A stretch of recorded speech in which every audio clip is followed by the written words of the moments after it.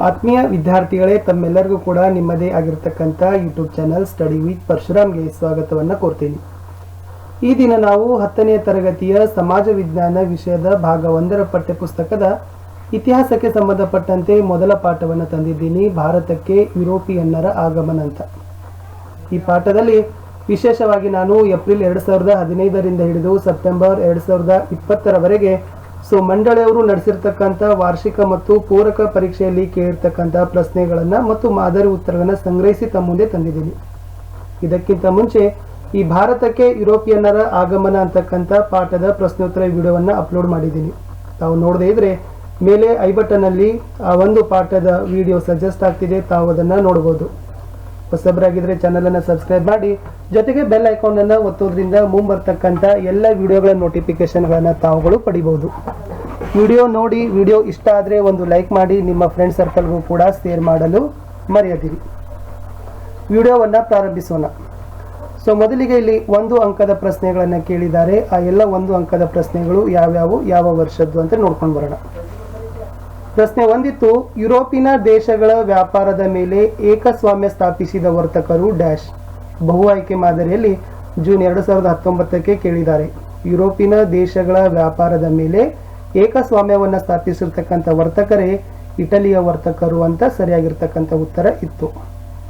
ಪ್ರಶ್ನೆ 2 1453ರಲ್ಲಿ ಕಾನ್ಸ್ಟಾಂಟಿನೋಪಲ್ ನಗರವನ್ನು ವಶಪಡಿಸಿಕೊಂಡವರು. ಇದು ಕೂಡ ಬಹು ಆಯ್ಕೆಯಲ್ಲಿರ್ತಕ್ಕಂಥ ಪ್ರಶ್ನೆ. 1453ರಲ್ಲಿ ಕಾನ್ಸ್ಟಾಂಟಿನೋಪಲ್ ನಗರವನ್ನು ವಶಪಡಿಸಿಕೊಂಡವರು ಏಪ್ರಿಲ್ 2020ಕ್ಕೆ ಕೇಳಿದ್ರು. ಸರಿಯಾಗಿರ್ತಕ್ಕಂಥ ಉತ್ತರ ಇದೆ ಅದ್ರದ್ದು ಅಟೋಮನ್ ಟರ್ಕರು ಅಂತ. ಇವಿಷ್ಟೇ 1 ಅಂಕದ ಪ್ರಶ್ನೆಗಳನ್ನೇ ಕೇಳಿದ್ರು. ಬಾಕಿ ಎಲ್ಲ ಏನಾಗಿದ್ದಾವಪ್ಪ ಅಂದರೆ 2 ಅಂಕದ ಪ್ರಶ್ನೆಗಳನ್ನೇ ಈ ಒಂದು ಪಾಠದಿಂದ ಕೇಳಿದ್ದಾರೆ. ನಮ್ಮ ಭಾರತಕ್ಕೆ ಹೊಸ ಜಲಮಾರ್ಗವನ್ನು ಕಂಡು ಹಿಡಿಬೇಕಾದ್ರೆ ಏನೆಲ್ಲ ಪ್ರೇರಣೆಯನ್ನು ನೀಡಿದ್ದಾರೆ? ಏಪ್ರಿಲ್ 2015ಕ್ಕೆ ಕೇಳಿದ್ದಾರೆ, ಏಪ್ರಿಲ್ 2018ಕ್ಕೆ ಕೇಳಿದ್ದಾರೆ, ಸೆಪ್ಟೆಂಬರ್ 2020ರಲ್ಲಿನೂ ಸಹಿತ ಏನು ಮಾಡಿದಾರಪ್ಪ ಅಂದರೆ ಕೇಳಿದ್ದಾರೆ ಈ ಪ್ರಶ್ನೆ. ಇದಕ್ಕೆ ಉತ್ತರ ಇತ್ತು. ಮೊದಲನೇದು ಏನಿದೆಪ್ಪ ಅಂದರೆ ಇಟಲಿಯ ವರ್ತಕರ ಏಕಸ್ವಾಮ್ಯವನ್ನು ಮುರಿಬೇಕಂತೆ ಅವ್ರು ಏನು ಮಾಡ್ತಾರಪ್ಪ ಅಂತಂದರೆ ಸ್ಪೇನ್ ಆಗಿರ್ಬೋದು, ಪೋರ್ಚುಗಲ್ ದೇಶದ ರಾಜರುಗಳು ಆಯಾ ಸಾಹಸಿ ಯುವಕರಿಗೆ ಜಲಮಾರ್ಗವನ್ನು ಕಂಡುಹಿಡಲಿಕ್ಕೆ ಪ್ರೋತ್ಸಾಹವನ್ನು ಕೊಟ್ಟಿದ್ದು ಮೊದಲ ಅಂಶ. ಎರಡನೇದು ವಿಜ್ಞಾನದ ಆವಿಷ್ಕಾರಗಳಾಗಿರ್ತಕ್ಕಂಥ ದಿಕ್ಸೂಚಿ ಆಗಿರಬಹುದು, ಆಸ್ಟ್ರೋಲೋಬ್ ಅಂತ ಕರೀತಾರೆ, ನಕ್ಷತ್ರ ಉನ್ನತಿ ಮಾಪನ ಮತ್ತು ಸಿಡಿಮದ್ದು, ಇವುಗಳು ಏನು ಮಾಡಿದ್ರಪ್ಪ ಅಂದ್ರೆ ಕಂಡು ಹಿಡಿದ್ರು. ಈ 2 ಅಂಶಗಳು ಭಾರತಕ್ಕೆ ಹೊಸ ಜಲಮಾರ್ಗ ಕಂಡು ಹಿಡಿಯಲು ಪ್ರೇರಣೆ ಕೊಟ್ಟಂತಾಗಿದೆ. ಇದು ಕೂಡ 2 ಅಂಕಕ್ಕೆ ಇರ್ತಕ್ಕಂಥ ಪ್ರಶ್ನೆ ಇತ್ತು. ಮುಂದೆ ಹೋಗೋಣ ವಿದ್ಯಾರ್ಥಿಗಳೇ.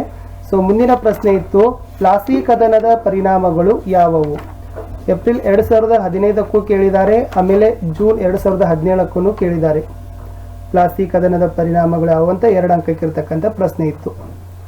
ಮುಖ್ಯವಾಗಿ ಪ್ಲಾಸಿ ಕದನದ ಪರಿಣಾಮಗಳಲ್ಲಿ ಮೊದಲೇದು ಬರುತ್ತೆ ಭಾರತೀಯರಲ್ಲಿರ್ತಕ್ಕಂಥ ಅನೈತಿಕತೆ, ಅಸಂಘಟನೆ ಮತ್ತು ನಮ್ಮ ಭಾರತದಲ್ಲಿರ್ತಕ್ಕಂಥ ವ್ಯಾಪಾರಿಗಳಲ್ಲಿರ್ತಕ್ಕಂಥ ಲೋಭಿತನ ಪ್ರದರ್ಶನವನ್ನು ಎರಡನೇದು ಈ ಮೀರ್ ಜಾಫರ್ ಬಂಗಾಳದ ನವಾಬನಾಗಿ ಪಟ್ಟಕ್ಕೇರ್ತಾನೆ. ಆಮೇಲೆ ಕಂಪನಿ ಏನು ಮಾಡ್ತದಪ್ಪ ಅಂದ್ರೆ ಬಂಗಾಳದ ಮೇಲೆ ವ್ಯಾಪಾರವನ್ನು ನಡೆಸಲಿಕ್ಕೆ ಅನಿರ್ಬಂಧಿತ ಹಕ್ಕನ್ನು ಪಡೆದುಕೊಳ್ತದೆ. ಕಡೆ ಅಂಶ ಈ ಸಿರಾಜ್ನು ಕಲ್ಕತ್ತಾದ ಮೇಲೆ ನಡೆಸಿದ ಆಕ್ರಮಣಕ್ಕೆ ಪರಿಹಾರವಾಗಿ ಮೀರ್ ಜಾಫರ್ ಕಂಪನಿಗೆ 17,70,00,000 ರೂಪಾಯಿ ಏನು ಮಾಡಬೇಕಾಗ್ತದಪ್ಪ ಅಂದ್ರೆ ಕೊಡಬೇಕಾಗ್ತದ. ಈ 4 ಅಂಶಗಳು ಪ್ಲಾಸಿ ಕದನದ ಪರಿಣಾಮಗಳು ಅಂತ ಹೇಳ್ತಾರೆ. ಪ್ರಶ್ನೆ 3 ವೈಜ್ಞಾನಿಕ ಬೆಳವಣಿಗೆಯು ಸಮುದ್ರಯಾನಕ್ಕೆ ಕಾರಣ, ಈ ಹೇಳಿಕೆಯನ್ನು ಸಮರ್ಥಿಸಿರಿ. ಇದು ಜೂನ್ 2015ಕ್ಕೆ ಇರತಕ್ಕಂಥ ಪ್ರಶ್ನೆ ಇತ್ತು. ಅದೇ ಒಂದು ಉತ್ತರವನ್ನು ಬಯಸ್ತಕ್ಕಂಥ ಇನ್ನೊಂದು ಪ್ರಶ್ನೆ ಇದೆ. ಸಮುದ್ರಯಾನದಲ್ಲಿ ನಾವಿಕರಿಗೆ ಸಹಾಯಕವಾದ ಹೊಸ ವೈಜ್ಞಾನಿಕ ಸಲಕರಣೆಗಳು ಯಾವುವು? ಇದು ಜೂನ್ 2018ಕ್ಕೆ 2 ಅಂಕಕ್ಕೆ ಪ್ರಶ್ನೆಯನ್ನು ಕೇಳಿದರು. ಇಲ್ಲಿ ಬದಲ್ತಕ್ಕಂಥ ಮೊದಲನೇ ಅಂಶ ಏನಪ್ಪ ಅಂತಂದರೆ ಯುರೋಪ್ ದೇಶಗಳ ರಾಜರು ಏನು ಮಾಡ್ತಾರೆ, ಆಯಾ ಸಾಹಸಿ ನಾವಿಕರಿಗೆ ಹೊಸ ಜಲಮಾರ್ಗವನ್ನು ಸಮುದ್ರಯಾನವನ್ನು ಮಾಡಲಿಕ್ಕೆ ಪ್ರೋತ್ಸಾಹವನ್ನು ಕೊಡ್ತಾರೆ. ಇದು ಮೊದಲ ಅಂಶ. ಎರಡನೇದು ಈ ಹೊಸ ಆವಿಷ್ಕಾರಗಳಲ್ಲಿ ದಿಕ್ಸೂಚಿ ಬರ್ತದೆ, ಅಸ್ಟ್ರೋಲೋಬ್ ಅಂದರೆ ನಕ್ಷತ್ರ ಉನ್ನತಿ ಮಾಪನ ಬರುತ್ತೆ, ಮತ್ತು ಸಿಡಿಮದ್ದುಗಳ ಸಂಶೋಧನೆಗಳು ಕೂಡ ನೆರವಾಗ್ತವೆ. ಇವೇ ಈ ಪ್ರಶ್ನೆಯ ಒಂದು ಉತ್ತರಗಳನ್ನು ಬಯಸ್ತಕ್ಕಂಥ ಅಂಶಗಳು. ಮುಂದೆ ಇದೆ ಮಕ್ಕಳೇ, ಬಕ್ಸಾರ್ ಕದನದ ಫಲಿತಾಂಶಗಳೇನು? ಏಪ್ರಿಲ್ 2018ಕ್ಕೆ ಈ ಪ್ರಶ್ನೆಯನ್ನು ಕೇಳಿದ್ದಾರೆ. ಆಮೇಲೆ ಇದೇ ಉತ್ತರವನ್ನು ಬಯಸ್ತಕ್ಕಂಥ ಇನ್ನೊಂದು ರೀತಿಯ ಪ್ರಶ್ನೆ ಇದೆ. ಅದು ಬಕ್ಸಾರ್ ಕದನವು ಬ್ರಿಟಿಷರಿಗೆ ಅನೇಕ ಸೌಲಭ್ಯಗಳನ್ನು ಪಡೆಯಲು ಸಹಾಯ ಮಾಡಿತು, ಪುಷ್ಟೀಕರಿಸಿ. ಈ ಬಕ್ಸಾರ್ ಕದನದಿಂದ ಬ್ರಿಟಿಷರು ಭಾರತದಲ್ಲಿ ಬಹಳಷ್ಟು ಸೌಲಭ್ಯಗಳನ್ನು ಪಡಿತಾರೆ. ಅದು ಹೇಗೆ ಅಂತ ಕೇಳಿದ್ದಾರೆ. ಅಂದರೆ ಇಲ್ಲಿನೂ ಕೂಡ ತಾವುಗಳು ಬಕ್ಸಾರ್ ಕದನದ ಫಲಿತಾಂಶಗಳು ಪರಿಣಾಮಗಳೇ ಏನು ಮಾಡಬೇಕಾಗಿತ್ತು, ಬರಿಬೇಕಾಗಿತ್ತು. ಏಪ್ರಿಲ್ 2018 ಮತ್ತು ಮಾರ್ಚ್ 2019ಕ್ಕೆ 2 ಅಂಕಗಳಲ್ಲಿ ಪ್ರಶ್ನೆಗಳನ್ನು ಏನು ಮಾಡಿದಾರಪ್ಪ ಅಂದರೆ ಕೇಳಿದ್ದಾರೆ. ಸೊ ಮೊದಲನೇದು ಬರೀತಕ್ಕಂಥದ್ದು, ಈಸ್ಟ್ ಇಂಡಿಯಾ ಕಂಪನಿಗೆ ಬಂಗಾಳದ ಮೇಲೆ ದಿವಾನಿ ಹಕ್ಕನ್ನು 2ನೇ ಶಾ ಆಲಂ ಏನು ಮಾಡ್ತಾನಪ್ಪ ಅಂದರೆ ಕೊಡ್ತಾನೆ. ಎರಡನೇದು, ಶಾ ಆಲಂ ವಾರ್ಷಿಕವಾಗಿ 26 ಲಕ್ಷ ರೂಪಾಯಿಗಳನ್ನ ಪಡಿತಾನೆ. ಬಂಗಾಳದ ಮೇಲೆ ತನ್ನೆಲ್ಲ ಹಕ್ಕನ್ನು ಏನು ಮಾಡ್ತಾನಪ್ಪ ಅಂದ್ರೆ ಕಂಪನಿಯವರಿಗೆ ಬಿಟ್ಕೊಡ್ತಾನೆ. ಮೂರನೇದು, ಔದ್ನ ನವಾಬನಾಗಿದ್ದ ಯಾರು, ಶೂಜ್ ಉದ್ ದೌಲ್, ಈತ ಕಂಪನಿಗೆ ಯುದ್ಧ ನಷ್ಟವಾಗಿ ಏನು ಮಾಡ್ತಾನಪ್ಪ ಅಂದ್ರೆ 50 ಲಕ್ಷ ರೂಪಾಯಿ ಕೊಡಬೇಕಾಗ್ತದ. ಇನ್ನೊಂದು ಪಾಯಿಂಟ್ ಬರ್ತದೆ, ಏನಪ್ಪ ಅಂದ್ರೆ ಮೀರ್ ಜಾಫರ್ ಮರಣವನ್ನು ಹೊಂದುತ್ತಾನೆ. ಆ ಮರಣ ಹೊಂದಿದ ನಂತರ ಆತ ಮಗನಿಗೂ ಕೂಡ ಏನು ಮಾಡ್ತಾರಪ್ಪ ಅಂದ್ರೆ ಕಂಪನಿಯವರು ವಿಶ್ರಾಂತಿ ವೇತನವನ್ನು ಕೊಡ್ತಾರೆ. ಸಂಪೂರ್ಣ ಆಡಳಿತವನ್ನ, ಬಂಗಾಳದ ಆಡಳಿತವನ್ನ ಕಂಪನಿಯವರೇ ನಿರ್ವಹಿಸ್ತಾರೆ. ಇದರಿಂದ ಈ ಕದನದಿಂದ ನಾವೇನು ಹೇಳ್ಬೋದಪ್ಪ ಅಂದ್ರೆ ಬ್ರಿಟಿಷರು ಬಹಳಷ್ಟು ಸೌಲಭ್ಯಗಳನ್ನು ನಮ್ಮ ಭಾರತ ದೇಶದಲ್ಲಿ ಪಡೆದುಕೊಂಡರು ಅಂತ ಹೇಳ್ತಾರೆ. ಇನ್ನು ಈ ಪಾಠದಲ್ಲಿ ತಾವುಗಳು ಮುಖ್ಯವಾಗಿ ಭಾರತಕ್ಕೆ ಯುರೋಪಿಯನ್ನರ ಆಗಮನ ಅಂತಕ್ಕಂಥ ಪಾಠದಲ್ಲಿ ತಾವುಗಳು ಪ್ಲಾಸಿ ಕದನ, ಬಕ್ಸಾರ್ ಕದನ, ದ್ವಿಪ್ರಭುತ್ವ ನೀತಿ ಇವುಗಳ ಬಗ್ಗೆ ಸ್ವಲ್ಪ ತಾವೇನು ಮಾಡ್ಕೋಬೇಕಪ್ಪ ಅಂದ್ರೆ ವಿಷಯಗಳನ್ನು ನೋಡ್ಕೊಂಡು ಹೋಗಬೇಕು ಪರೀಕ್ಷೆಗೆ ಹೋಗುವಾಗ. ಈ ಸಾರಿ ಅಂದರೆ ಪ್ಲಾಸಿ ಕದನ ಏನು, ಪ್ಲಾಸಿ ಕದನದ ಒಂದು ಕಾರಣ ಮತ್ತು ಪರಿಣಾಮಗಳು, ಆಮೇಲೆ ಅದನ್ನು ನೋಡ್ಕೊಂಡು ಹೋದ್ರೆ ಆಯಿತು. ಯುರೋಪಿನ ಪ್ರಮುಖ ವ್ಯಾಪಾರಿ ಕಂಪನಿಗಳಾದ ಮೊದಲನೇದು ಪೋರ್ಚುಗೀಸರು, ಡಚ್ಚರು, ಇಂಗ್ಲಿಷರು ಮತ್ತು ಫ್ರೆಂಚರು, ಅವರು ಅವರ ರಾಜಧಾನಿ, ಆಮೇಲೆ ಅಲ್ಲಿರ್ತಕ್ಕಂಥ ಒಂದು ಸಾಧನೆಗಳನ್ನು ನೆನಪಿನಿಟ್ಕೊಡ್ರಿ. ಆಮೇಲೆ ಮುಂದೆ ಬಂದಂಗೆ ಮೊದಲ ಕರ್ನಾಟಕ ಯುದ್ಧ, ಎರಡನೇ ಕರ್ನಾಟಕ ಯುದ್ಧ, ಆ ಯುದ್ಧಗಳ ಒಪ್ಪಂದಗಳನ್ನು ನೆನಪಿನಲ್ಲಿ ಇಟ್ಕೊಡ್ರಿ. ಮೂರನೇ ಕರ್ನಾಟಕ ಯುದ್ಧದ್ದು, ಆಮೇಲೆ ಹೇಳಿದ ಹಾಗೆ ಪ್ಲಾಸಿ ಕದನದ ಹಾಗೇನೆ ತಾವುಗಳು ಕೂಡ ಈ ಬಕ್ಸಾರ್ ಕದನದ ಕಾರಣ ಮತ್ತು ಪರಿಣಾಮಗಳ ಬಗ್ಗೆನೂ ಸ್ವಲ್ಪ ಮಾಹಿತಿಯನ್ನು ತಮ್ಮಲ್ಲಿ ಇರಬೇಕು. ಇಷ್ಟೆಲ್ಲ ವಿಷಯಾಂಶಗಳಿದ್ರೆ ಈ ಅಧ್ಯಾಯದಿಂದ ಒಂದಾಗಿರ್ಬೋದು, 2 ಅಥವಾ 3, 1, 2, 3 ಸಾಮಾನ್ಯವಾಗಿರ್ತಕ್ಕಂಥ ಪ್ರಶ್ನೆಗಳನ್ನೇ ಕೇಳ್ತಾರೆ. 2 ಅಂಕ, 3 ಅಂಕ, 4 ಅಂಕಕ್ಕೆ ಈ ಪಾಠದಿಂದ ಬರೋದಿಲ್ಲ. ಅಷ್ಟು ಅಂಕಗಳನ್ನು ತಾವು ಬಹಳಷ್ಟು ಸರಳವಾಗಿ ಏನು ಮಾಡ್ಬೋದಪ್ಪ ಅಂದ್ರೆ ಗಳಿಸ್ಬೋದು.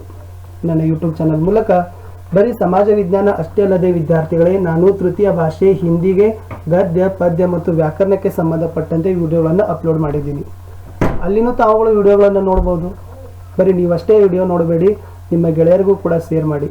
ಹಿಂದಿಗೆ ಪಾಸಿಂಗ್ ಪ್ಯಾಕೇಜ್ಗೆ ಸಂಬಂಧಪಟ್ಟಂತೆ ವಿಡಿಯೋಗಳಿದ್ದಾವೆ. NTSC NMMS ಪರೀಕ್ಷೆಗೆ ಸಂಬಂಧಪಟ್ಟಂತೆ ವಿಡಿಯೋಗಳಿದ್ದಾವೆ. ತುಂಬ ಉತ್ತಮ ಗುಣಮಟ್ಟದ ಮತ್ತು ಬಹಳಷ್ಟು ಸರಳವಾಗಿ ಅರ್ಥೈಸಲಿಕ್ಕಿರ್ತಕ್ಕಂಥ ಬಹಳಷ್ಟು ಒಂದು ಕೀ ಪಾಯಿಂಟ್ಸ್ಗಳನ್ನು ನಾವು ಬಹಳಷ್ಟು ಉತ್ತರಗಳನ್ನು ಅಧ್ಯಯನವನ್ನು ಮಾಡಿ ತಮ್ಮ ಮುಂದೆ ಇಡಲಿಕ್ಕೆ ಪ್ರಯತ್ನವನ್ನು ಮಾಡಿದ್ದೀವಿ. ನನಗಂತೂ ಭರವಸೆ ಇದೆ ಈ ವಿಡಿಯೋ ನಿಮಗೆ ಬಹಳಷ್ಟು ಇಷ್ಟ ಆಗಿದೆ ಅಂತ. ಇಷ್ಟ ಆದರೆ ಒಂದು ಲೈಕ್ ಬಟನನ್ನು ಅವಶ್ಯಕವಾಗಿ ಒತ್ತಿ ಮತ್ತು ಸಬ್ಸ್ಕ್ರೈಬ್ ಮಾಡಲು ಯಾವುದೇ ರೀತಿಯಾಗಿರ್ತಕ್ಕಂಥ ಹಣ ಶುಲ್ಕ ಇಲ್ಲ, ಅದು ಫ್ರೀ ಆಗಿರ್ತಕ್ಕಂಥದ್ದು. ನೀವು ಸಬ್ಸ್ಕ್ರೈಬ್ ಮಾಡಿ ಬೆಲ್ ಐಕಾನನ್ನು ಒತ್ತಿದರೆ ನಾನು ಯಾವಾಗ ವಿಡಿಯೋ ಹೊಸ ಹಾಕ್ತೀನಲ್ಲ ಅದಾವಾಗ ನಿಮಗೆ ನೋಟಿಫಿಕೇಶನ್ ಮೊದಲಿಗೆ ಸಿಗುತ್ತೆ. ಸೊ ಯಾವುದೇ ರೀತಿಯಾಗಿರ್ತಕ್ಕಂಥ ಬೇರೆಯವರು ಲಿಂಕ್ಗಳನ್ನು ಶೇರ್ ಮಾಡೋದು ಅವಶ್ಯಕತೆ ಇರೋದಿಲ್ಲ. ಬೆಲ್ ಐಕಾನನ್ನು ಒತ್ತೋದ್ರಿಂದ ತಾವುಗಳು ಏನು ಮಾಡ್ತೀರಪ್ಪ ಅಂದರೆ ಅಪ್ಲೋಡ್ ಮಾಡಿದ ತಕ್ಷಣ ನೋಟಿಫಿಕೇಶನ್ಗಳನ್ನು ಪಡ್ಕೊಳ್ತೀರಿ. ವಿಡಿಯೋವನ್ನು ಪ್ರಥಮವಾಗಿ ತಾವುಗಳು ನೋಡ್ಬೋದು. ಬೇರೆ ಅವರ ಮೇಲೂ ಕೂಡ ವಿಡಿಯೋಗಳ ಮೇಲೆ ಅವಲಂಬನೆಯಾಗಿ ಇರೋದಿಲ್ಲ. ಈ ವಿಡಿಯೋದ ಕೆಳಗಡೆ ನಾನು ಡಿಸ್ಕ್ರಿಪ್ಷನ್ ಬಾಕ್ಸ್ನಲ್ಲಿ ಸಮಾಜ ವಿಜ್ಞಾನ ಭಾಗ 1ರ ಎಲ್ಲ ಪಾಠಗಳ ಪ್ರಶ್ನೋತ್ತರಗಳ ವಿಡಿಯೋಗಳನ್ನು ಹಾಕಿದ್ದೀನಿ. ಓಕೆ, ಭಾಗ 1ರ ಎಲ್ಲ ಪಾಠಗಳ ಅಭ್ಯಾಸದ ಪ್ರಶ್ನೋತ್ತರಗಳ ವಿಡಿಯೋಗಳಿದ್ದಾವೆ. ತಾವು ಆ ವಿಡಿಯೋಗಳನ್ನು ನೋಡಿ. ತಾವು ವಿಡಿಯೋಗಳನ್ನು ನೋಡಿದ್ರೇ ತಮಗೆ ಒಂದು ರೀತಿಯಾಗಿರ್ತಕ್ಕಂಥ ನಾಲೆಜ್ ಬರುತ್ತೆ. ಅದರ ಪ್ಲೇಲಿಸ್ಟ್ ಲಿಂಕನ್ನು ಮೇಲೆ ಐ ಬಟನ್ನಲ್ಲಿನೂ ಕೂಡ ಶೋ ಆಗ್ತಾ ಇದೆ, ಸಜೆಸ್ಟ್ ಆಗ್ತಾ ಇದೆ. ಅದನ್ನು ಕೂಡ ಒತ್ತಿ ತಾವುಗಳು ವಿಡಿಯೋಗಳನ್ನು ನೋಡ್ಬೋದು. ವಿದ್ಯಾರ್ಥಿಗಳೇ, ಮತ್ತೆ ಸಿಗುವ ಹೊಸ ಪಾಠಗಳ ಒಂದು ಹಿಂದಿನ ವರ್ಷದ ಪ್ರಶ್ನೋತ್ತರಗಳ ಸರಣಿಗಳಾಗಿರ್ಬೋದು, ಅಭ್ಯಾಸ ಚಟುವಟಿಕೆ ಪ್ರಶ್ನೋತ್ತರಗಳ ಸರಣಿ ಆಗಿರ್ಬೋದು, ಅಥವಾ ನೋಟ್ಸ್ನ ಸರಣಿಗಳಲ್ಲಿನೂ ಕೂಡ ನಾನು ಮತ್ತೆ ತಮ್ಮ ಜೊತೆ ವಿಷಯವನ್ನು ಹಂಚಿಕೊಳ್ಳಿಕ್ಕೆ ಬರ್ತೀನಿ. Thank you.